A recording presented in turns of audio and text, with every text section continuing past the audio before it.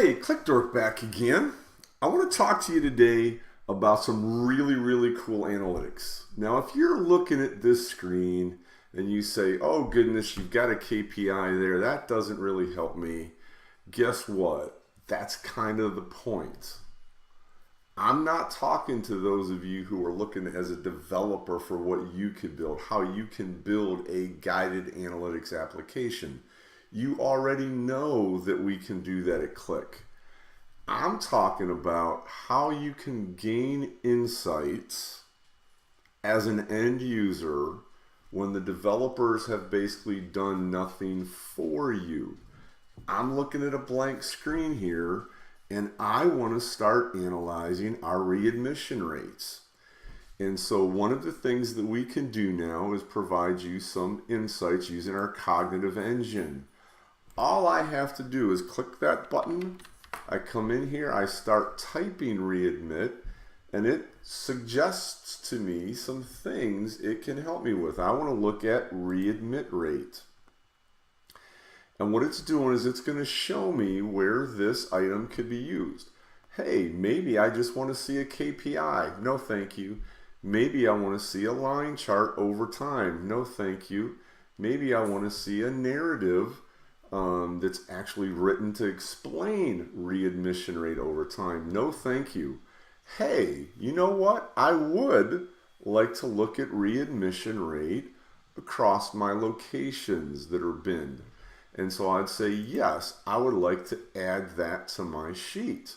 Hey, maybe I'd look at it across the world if I'm a global organization. Maybe I'd like to look at it broken down by dates and months. Maybe I'd like to add that to my sheet. And all I have to do now is come out of the Insights board and take a look at what I'm looking at here. If you're like Rasu Stretha, who's the Chief Innovation Officer at UPMC, and you truly embrace the culture of failing fast, how much better can you get than this? I can let my end users find insights based on this cognitive engine, what we call the beast. Let's say that I'm not just happy with this. I look at this, awesome, but oh man, I start thinking, geez, I wonder what this would be with length of stay. Is there some correlation there? So I could go into edit mode and maybe I'm looking at this and then I say, hey, I would like to now add in length of stay. And just like that, I get readmission rate with length of stay to try to see if there's some correlation or if there's some outliers. Well, you might look at this and say, that is absolutely not what I was trying to see at all. Well, to Rasu's point, I've at least failed fast. Gosh, I can't believe it generated the wrong concept for me. I would much rather just see a table. Nope, I would rather see it as a line chart so that I could compare things. Nope, I'd rather see it as a pie chart. Or maybe I want to see these things together. Well, how in the world could I show two measures as a tree map? That doesn't even make sense to me. What would I do here?